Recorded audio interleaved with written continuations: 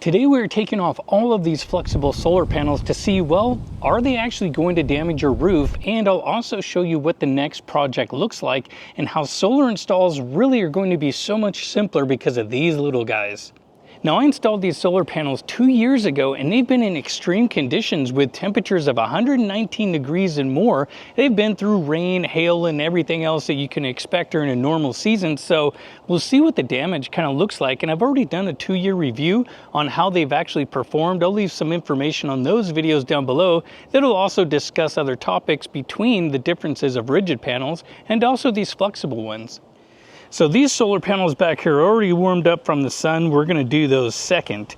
We are going to do these couple over here that are in the shade first, just to see how quick they come off. I'm going to start disconnecting all the cables and everything. And some people were wondering, why did the cabling like this? But honestly, I already knew all of this was coming off within 2 years or less, because simply I was just testing these out to see how they would last. And all of this wire is PV rated wire, and it's held up very well, even being in direct sunlight. Now the MC4 connectors, all of this stuff is from Renogy. All of the extensions are from Renogy. These solar panels are from Renogy, and so are the MC4s. So they're all the same brands connected to each other. Now, if you are going to mix and match connectors, you typically don't want to do that. So I suggest using the true MC4 Staubli. Those are actually going to be a better overall connector if you want to use, higher voltages, more amps. But as long as you're keeping all the brand stuff the same, that's really what you want to pay attention to. Now, so overall, these connectors actually haven't degraded too fast. I did want to cover them all up when I initially installed this, but I decided to leave everything exposed just to see each season how much degradation we got on the solar panels, how much UV exposure was going to damage the connectors and also the cabling. So this kind of gives you a good idea of what things look like after 2 years of harsh conditions. Okay, before this one gets in the sun, I'm going to disconnect it. That way we can peel it off and kind of see what is going on. So I'll disconnect both of these. Let's see what this one looks like after it's been installed for over 2 years. Now, a long time ago, I installed these with VHB tape, and it's a double-sided tape, and that was one of the recommendations from Renogy when installing this or using a sealant. I didn't want to use a sealant just due to the fact that I knew that was going to stick really well. Now, I've never had a problem with these panels flying off. They've stayed here the whole time through all the conditions and never moved, so overall the VHB tape worked really well.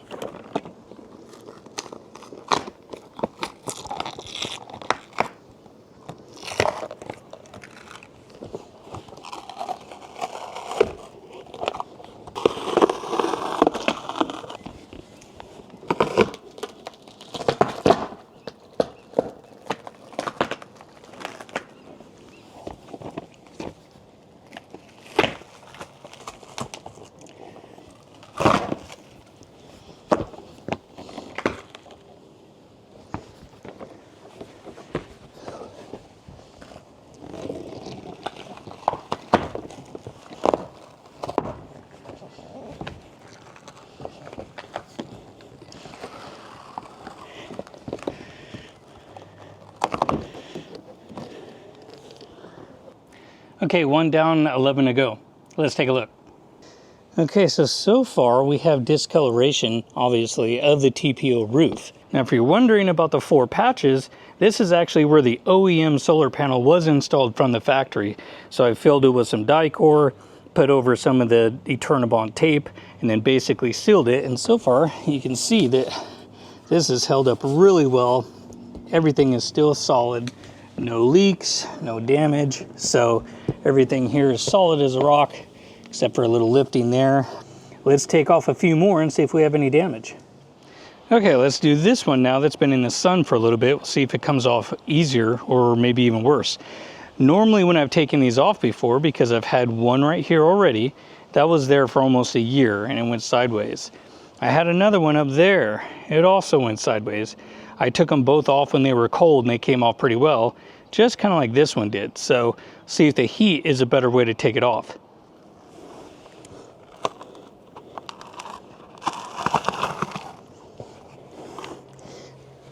Now you can see it's definitely lifting the TPO roof a little bit. Oh yeah, look at it lift it.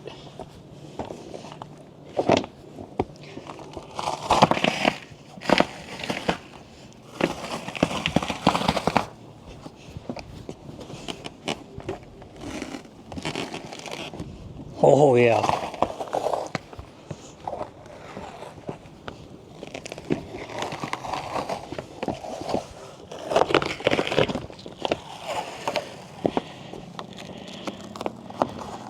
Look at me. If you're worried about the roof, it's okay, it's not yours. I'm gonna fix it. It'll look really good when we're done, okay? So I appreciate you worrying about it and your concern. Don't worry, in the end, it's gonna look great. Okay, so here's all the wrinkles after taking off that panel. So we're gonna come back in a little bit. We're gonna take a look at all these wrinkles to see if they've smoothed out after the sun's been on it for a while. So it's gonna be pretty hot today. It's almost 85 degrees already with a high of about 100. So see what this looks like soon. Oh, I Turnabond tape. Forgot about this. This is gonna be a problem. Maybe not. Wow. Get out of there. Oh, you're mine now.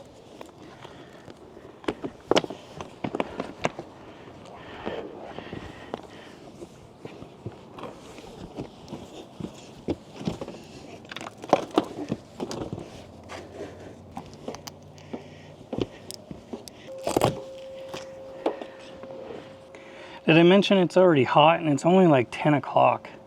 Gosh, it's always hot where I live.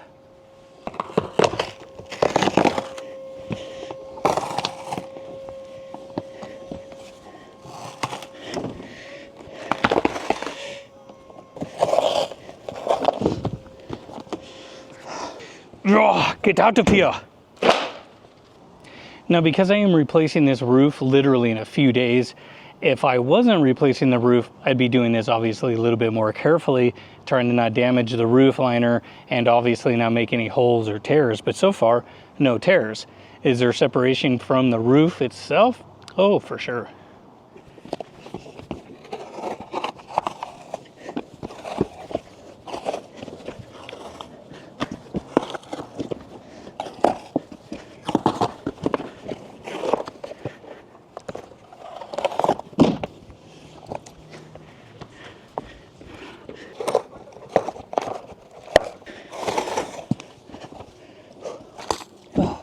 Oops, that one cracked. That's the first one though.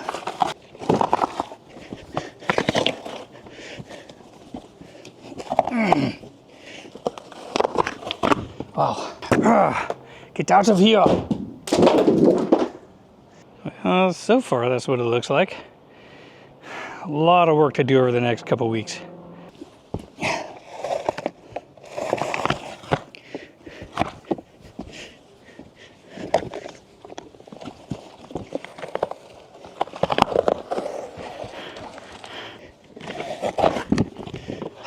Go free. Well, and here we are. No more solar panels.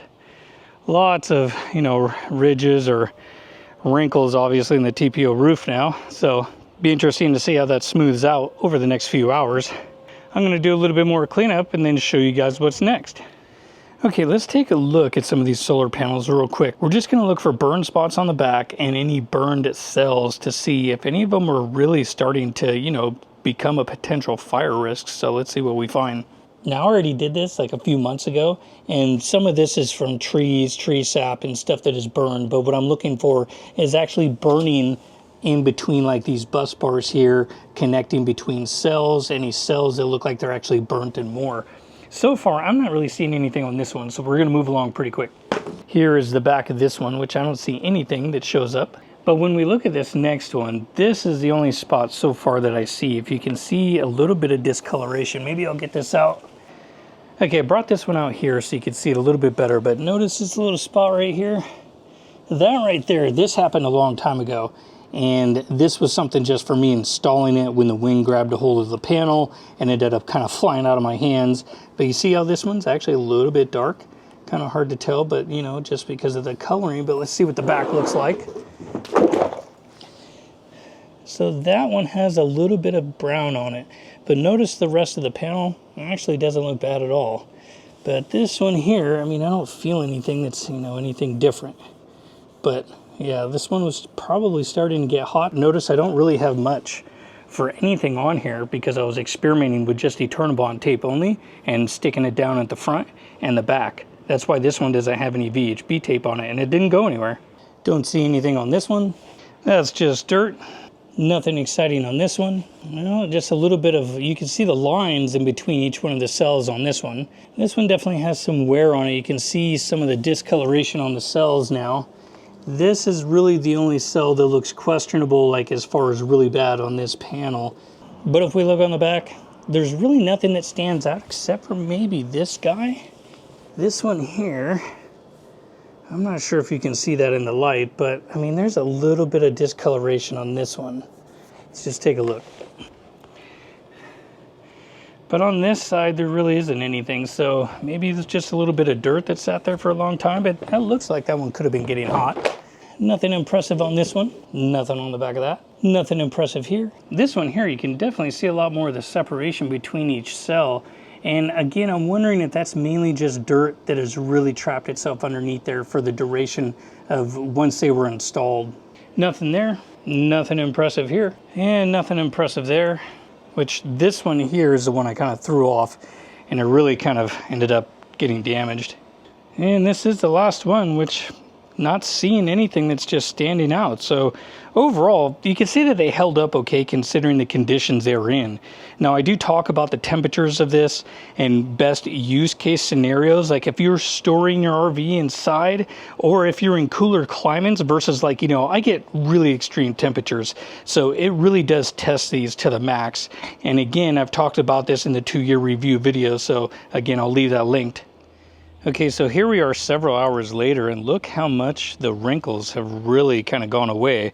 They're not all the way flat like those ones back there. There's still some, but this area here was quite a bit worse earlier. If you remember taking a look at the image before, and then now what it looks like, definitely not as bad. So, and also when it does get colder and everything tightens up because it contracts, that'll probably take away some of these wrinkles as well. But overall, again, this is all getting redone. So let me show you what I'm talking about now with the new system that I'm going to be putting up here.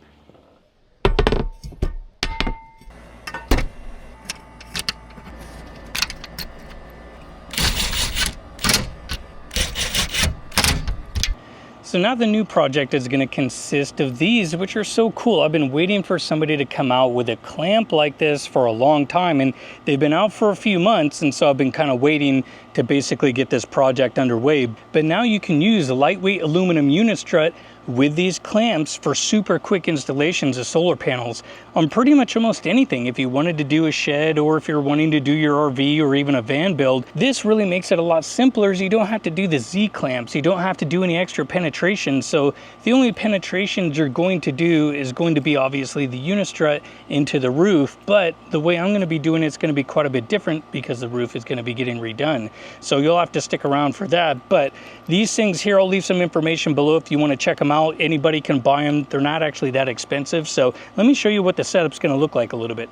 So these two I am mocking up right now to get the distance. Now, one thing is with my roof, like a lot of RV roofs, is we have a curve to deal with. So you will have to move these unit struts at least a little bit closer to the center. You can't have it on the very edge and then have it out on the very edge, or each one is going to be tilted with the contour of the roof. So see, if you bring them in a little bit more center like this one, I'm almost on my final measurements so I'll probably put my outer unit strut 6 inches in from the edge, and then I'm going to be doing about 19 inches, I think, separated. That's where I'm at now. It's probably going to change a little bit as I'm still experimenting to make sure that the clamps, when you put them on here, it definitely flattens it and it doesn't pull up on the surface. So you have to move them in, that way they're both kind of flattened out a little bit. Things will flex a little bit, so you can count on a little bit of that, but not much. I will have one solar panel there, another one here. There's going to be one here connected to this one's going to overlap onto that one, and then it's going to come up here to this one, and then one more, and then we will also get one over here, and then they'll all move forward. So I'll give you a quick rundown of what it looks like with two right there. So not only does this company make the end clamps, they also make the mid clamps, which this makes obviously putting two solar panels next to each other much easier, because then you can cut down on material because they can both share one piece. So this has been something I have been waiting for, because it's a lot like more professional roof installations like this that we used to do. You just have the clamps. It makes it so much quicker and easier. No more Z brackets and other kind of weird things, or doing a whole bunch of mounts in here. You literally just have the two clamps in the middle, two clamps on the end. So that also makes it really quick, not to mention easy to service these if you ever had to, or if you had to take them off, replace them, whatever it is you want to do. And because if I'm mounting these in the middle, this means I can mount a variety of different solar panels. So this allows me to do other things later, like testing other types of panels. So this is one reason I'm doing it like this.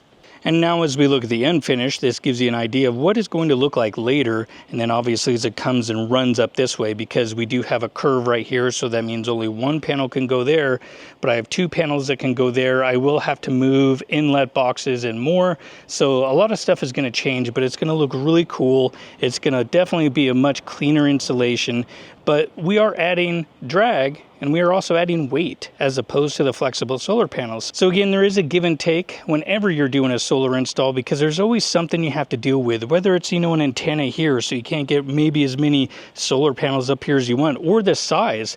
I would like to do the residential ones, but because of the curve of the roof and the space that I have back here, I'm limited. No matter what I did, I could only fit about 3, maybe 4 if they were 300s, but if I got into the 395s, 410s, 3 of them could fit back here. That's about it. Now the solar panels I'm using for this project are the Colsun 200 watt bifacials. If you didn't see the video I did earlier comparing 5 different 200 watt solar panels, the Colsun came out consistently better no matter what I did with it. So it ended up being that the price was better, and not to mention the performance, and because they are bifacial, you don't really get much of a gain as far as, you know, being up on an RV roof. But even with some testing, I found that I was able to gain maybe an extra 5 or 7 watts depending on the angles. But even if you have the sun kind of bouncing off down in here, at least on the edges, that might be an extra few watts per panel, which overall gives you a little bit more. So, and plus the price is cheaper, so you might as well pick them up. I'll leave some information on the ones that I got down below as well. So everything that you saw here, I'll leave it down if you guys want to check out a project like this, so you can kind of price it out. I'm going to show you how much weight I'm actually adding to the whole RV after everything is said and done, to kind of give you a little bit of a different perspective on the flexible solar panel weight, and also the weight of all of this once it's said and done. So I hope you guys liked the video. Hope to see you in the next one.